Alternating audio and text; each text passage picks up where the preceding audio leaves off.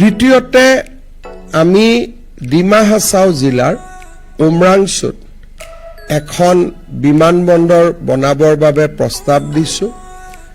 আমি যদি প্ৰাকৃতিক সৌন্দৰ্যৰ পৰা চাবলৈ যাওঁ, শ্বিলঙৰ সমানেই, মই নিশ্চিতভাৱে বেছি বা কম শব্দটো প্ৰয়োগ কৰিব খোজা নাই, শ্বিলঙৰ সমানেই আমাৰ ডিমা হাছাও জিলাখন অত্যন্ত অপূৰ্ব আৰু সুন্দৰ। ডিমা হাছাও আৰু অধিক এখন সুন্দৰ স্থান আৰু তাত থকা প্ৰাকৃতিক সম্পদ কেভৰ পৰা লেকলৈকে ইও এখন পৰ্যটনৰ ডাঙৰ আকৰ্ষণ কেন্দ্ৰ হ'ব পাৰে।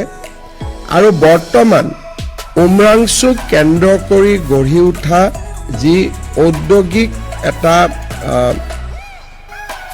আকৰ্ষণ, তাত যিহেতু বহুতবিলাক মিনাৰেলছ আছে, সেইকাৰণে মই ভাবোঁ যে পৰ্যটকৰ দৃষ্টিভংগীৰে উমৰাংচুত এখন বিমানবন্দৰে পৰ্যটকসকলক আৰু উদ্যোগিকসকলক আকৰ্ষিত কৰিব। ডিফু বা কাৰ্বি আলং অট'নমাছ কাউন্সিল অসমৰ ভিতৰতে এটা সৰ্ববৃহৎ ভৌগোলিক অঞ্চল।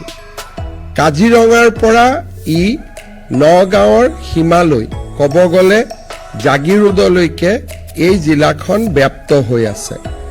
আৰু কাৰ্বি আলং জিলাৰ এটা গুৰুত্বপূৰ্ণ স্থানত আমি যদি এখন বিমানবন্দৰ নিৰ্মাণ কৰিব পাৰোঁ, ই মধ্য অসমৰ চাহিদাও পূৰণ কৰিব।